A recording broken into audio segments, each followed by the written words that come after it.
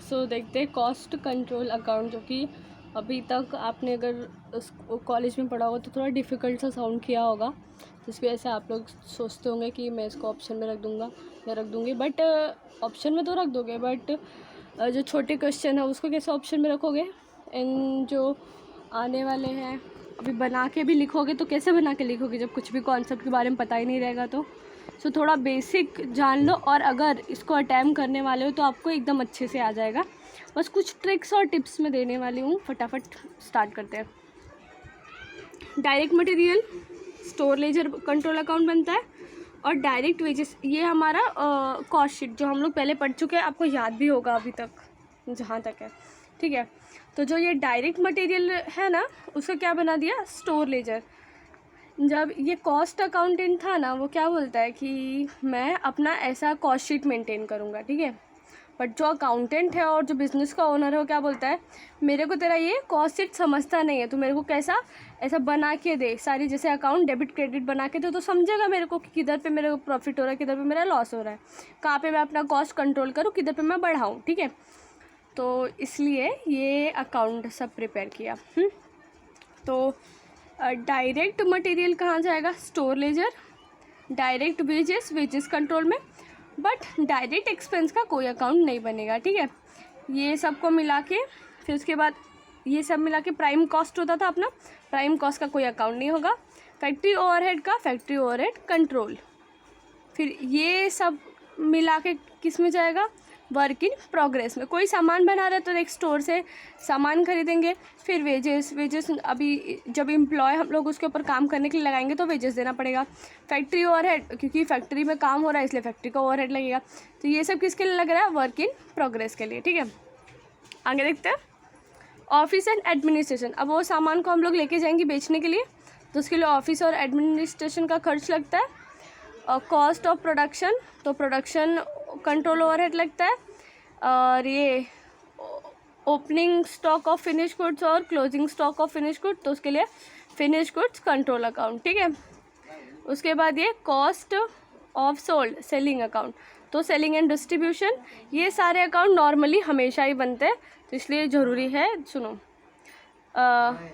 Selling and distribution control account incurred होगा process में, वो उस लेजर में जाएगा। मतलब जैसे कि वेजेस कंट्रोल हो गया, तो wages control to general ledger adjustment में, मतलब जनरल लेजर एडजस्टमेंट में वेजेस कंट्रोल के नाम से जाएगा, और वेजेस में जनरल लेजर एडजस्टमेंट के नाम से जाएगा, ठीक है। तो कोई भी एक्सपेंस इनकर्ड होगा तो किधर पे जाएगा, जनरल लेजर एडजस्टमेंट में, कॉमन, ठीक है।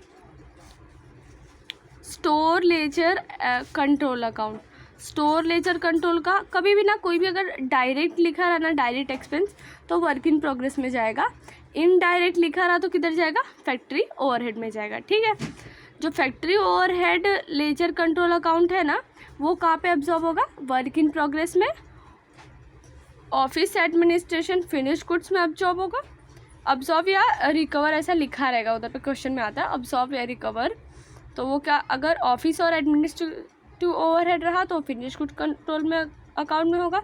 सेलिंग एंड डिस्ट्रीब्यूशन ओवरहेड रहा तो वो कॉस्ट ऑफ सेल्स अकाउंट में अब्जॉर्ब होगा, ठीक है।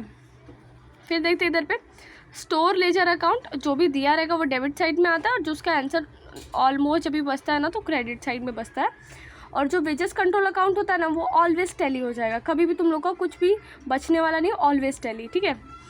और इसका जो फैक्ट्री ओवरहेड का क्लोजिंग है वो जाएगा ऑफिस एंड एडमिनिस्ट्रेशन में, और उसके बाद जो ऑफिस और एडमिनिस्ट्रेटिव का जो भी रहेगा वो if opening balance is not given then closing balance is transfer to costing profit and loss. अगर दिया हुआ है, अगर ऑफिस और एडमिनिस्ट्रेशन को ओपनिंग बैलेंस दिया हुआ रहेगा तो क्लोजिंग जाएगा सेलिंग एंड डिस्ट्रीब्यूशन में, ठीक है। और डायरेक्ट हमेशा किस में जाएगा, वर्क इन प्रोग्रेस में। इनडायरेक्ट हमेशा किधर पे जाएगा, फैक्ट्री ओवरहेड में।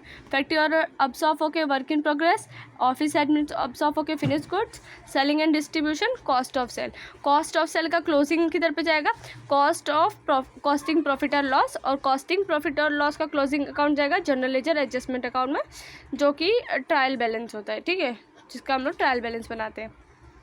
तो आई थिंक से थोड़ा बहुत तो क्लियर हो गया होगा। इधर पे सारी एंट्री है, मैं इसका फ़ोटो मेज़र पे रख रही, तो आप चाहे तो इसका स्क्रीनशॉट ले सकते हैं, जो कि आप चाहे समझ के ले लेंगे ना तो ज़्यादा अच्छे से याद हो जाएगा, इतना मेहनत नहीं करनी पड़ेगी। पर एक बार मैं दिखा देती हूँ पूरा, चाहिए तो स्क्रीनशॉट ले लो। Like share and subscribe, bye bye. फिर सेलिंग एक्सपेंस का selling and distribution control account, cost of sale का क्या बनेगा, कॉस्ट ऑफ सेल अकाउंट, ठीक है। फिर जो प्रॉफिट आएगा वो किधर जाएगा, प्रॉफिट एंड लॉस अकाउंट में। देन सेल का क्या बनेगा, cost of ledger, cost ledger account, या फिर इसको ये भी बोल सकते हैं हम लोग।